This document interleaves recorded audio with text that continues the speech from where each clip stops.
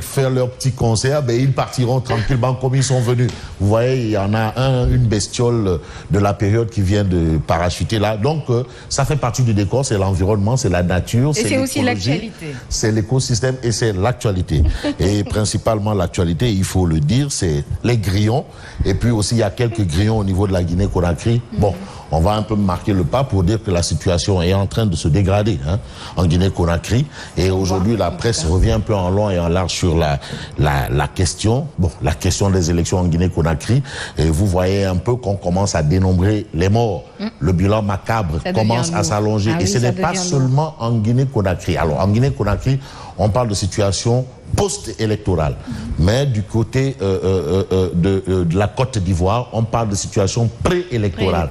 Mais il y a aussi des choses assez particulières qui se sont passées au niveau du Nigeria hier, où pratiquement 20 personnes ont été, je n'ai pas envie d'utiliser le mot, mais c'est ça, presque canardées. Voilà. Bon, ça, c'est un carnage, et c'est la police.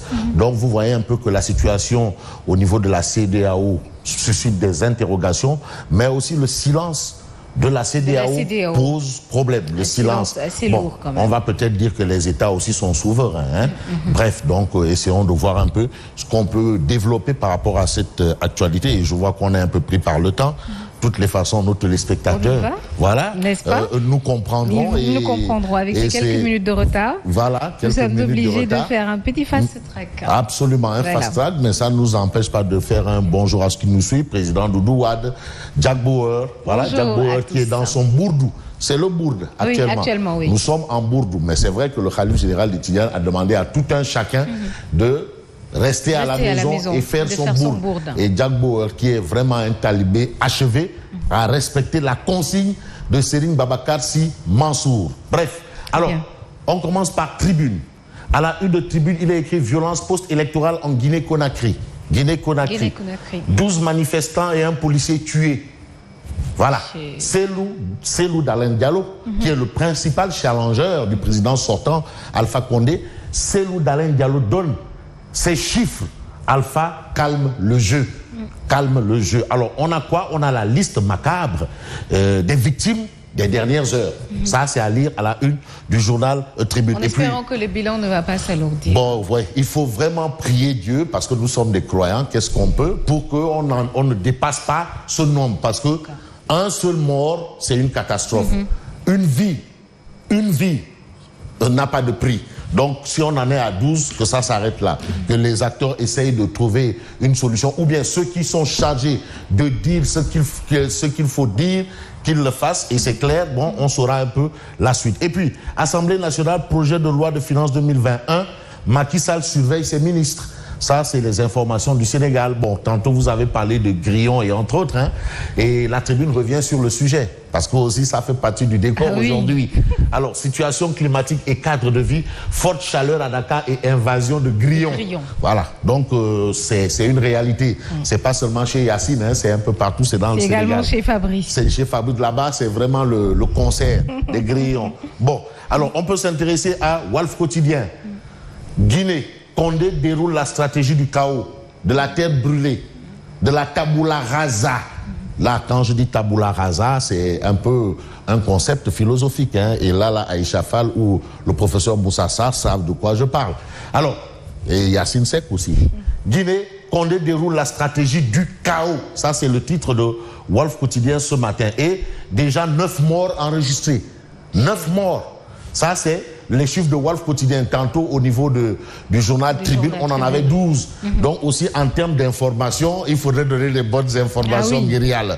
Je ne fais pas du criticisme, ou je n'ai même pas envie de faire la critique, bien que la critique étant aisée et l'art difficile, pour reprendre feu le président poète Léopold Sédar Senghor, je peux souligner que au niveau de la Guinée, on est dans une logique de 9 morts. Ça, c'est ce qu'indique Walf Quotidien. Et puis, l'adjoint chargé des conflits du PDS accuse.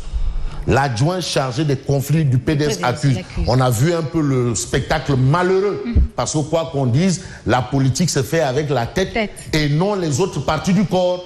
Maintenant, quand on a la politique des gorilles, et la politique des je sais pas quoi, des enfants d'écurie. Là, on n'est plus dans le cadre de la politique. Là, on est dans le cadre, je veux dire, des chiffonniers. Bon, bref. Les soutiens de Karim sont responsables de la pagaille. Ça, c'est l'adjoint chargé des conflits du PDS qui accuse. Vrai ou pas, de toutes les façons, tout ce qui devrait se passer au PDS, le but de la manœuvre, c'est la reconquête du pouvoir. Mais pas de cette manière. Et puis, on a centrale électrique pilotée par Samuel Sarr. Il y a eu cette information pilotée par Samuel Sarr. Aujourd'hui, la Sénélec a signé un contrat avec apparemment une centrale que devrait piloter Samuel Sarr. Voilà. Samuel Sarr, quand même, on connaît Samuel Sarr. Il a été ministre de l'Énergie. Il a été directeur de la Sénélec. Il a été plus ou moins, à tort ou à raison, accusé d'avoir fourni au Sénégal des bateaux de fuel avec de l'eau. Bon, ça c'est... À tort ou à raison? À tort, non, non, attention, hein. À tort ou à raison. De toutes les façons, quand on dit Samuel Sarr, on pense aussi au Dog Ikurang. À tort ou à raison. Bon, Thierno Alassane Sall flaire de mauvais coups dans cette histoire de centrale de Samuel Sarr. Flaire de mauvais coups. Alors Samuel Sarr, par rapport à sa centrale, ça c'est une grosse information. Parce qu'il s'agit quand même de l'énergie. Et qui dit énergie pense développement. Et aujourd'hui, la Sénélec, on le note, a des soucis financiers. Bon, pendant ce temps, bon, on signe un peu des contrats à tout va. Est-ce que ça ne va pas retomber sur la Sénélec? Et quand la Sénélec question à se poser. Plie les chines, on est mort. Alors, Thierno Alassane Sall flaire de mauvais coups par rapport à Samuel Sarr. Samuel Sarr, quand même, qui est connu dans ces choses-là. Bref, donc on a forte canicule sur la capitale. Les Dakarois fuient leur chambre et se réfugient dans la rue. Ça, c'est une autre paire de manches. Voilà. Alors, donc on peut s'intéresser au journal Vox Populi qui parle également de violents heurts et des morts en Guinée-Conakry. Le gouvernement annonce 9 tués. Dalin en dénombre 16.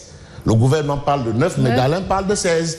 Donc, en matière de chiffres aussi, chacun y va de ce qui détient. Alpha Condé appelle au calme et à la sérénité. On a ça à la une de Vox Populi. Mais Vox Populi d'indiquer les manifs se prolongent à Dakar.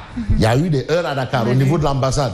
Bon, ben, entre-temps, Jack Bauer a vite fait de mettre de l'or, mettre tous dans le paquet, mettre dans une valise et renvoyer au casserole, là, rapidement. Jack Bauer, voilà.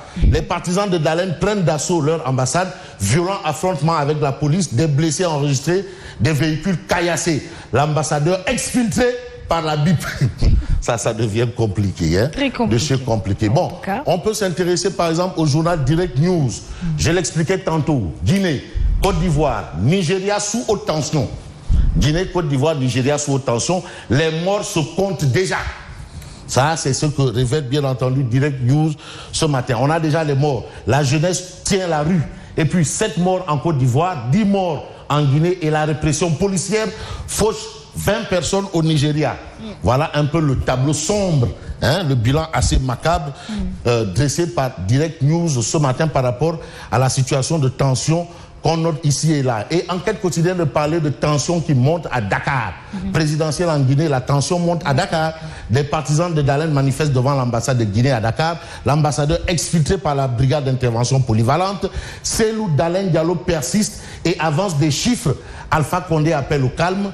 Mamadou Yaya Baldé, journaliste, d'indiquer on se dirige vers le chaos. Ça, on ne le souhaite pas. Le chaos, c'est pas toujours, bien entendu, une bonne chose. Mais c'est cette chose qu'indique Critique ce matin.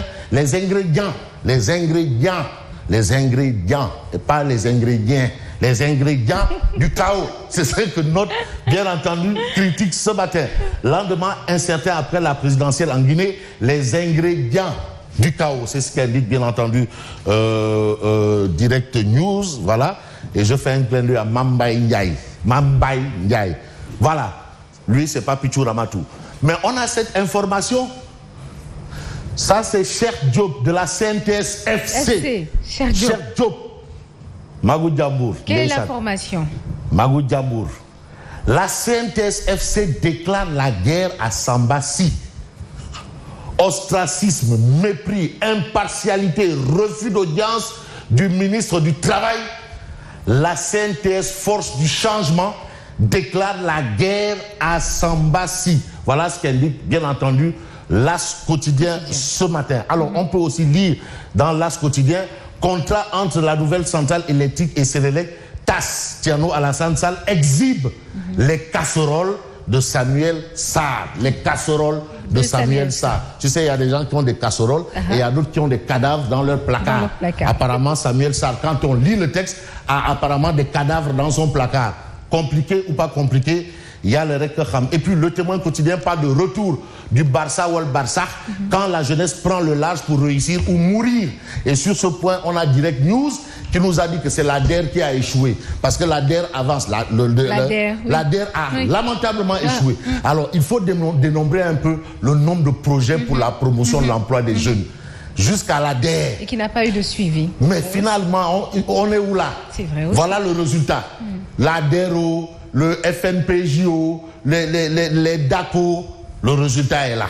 Voilà le résultat. En tout cas, voilà ce que souligne bien entendu ce qu'on peut dire le Témoin. On peut s'intéresser à, pour terminer, le journal Les Échos. Affaire mariage homo à Sacré-Cœur 3 extension.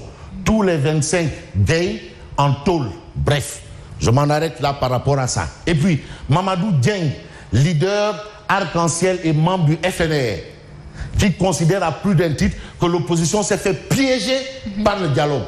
Le dialogue a piégé l'opposition. Donc ce dialogue-là a fini par piéger l'opposition. Et puis, c'est avec un goût d'inachevé que nous avons terminé les travaux. Mais le plus grave, c'est que nous sommes sortis divisés.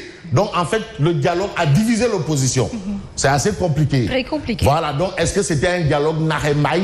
Il y a le Rekham. En tout cas, il ne faut pas se tromper de cible à moins d'être en mission comme certains dans nos rangs. Donc, dans les rangs de l'opposition, ceux qui disent que le dialogue est une réussite, eux, ils sont en mission. Mais en réalité, voilà le résultat. Et c'est Mamadou Dieng du mouvement Arc-en-Ciel qui le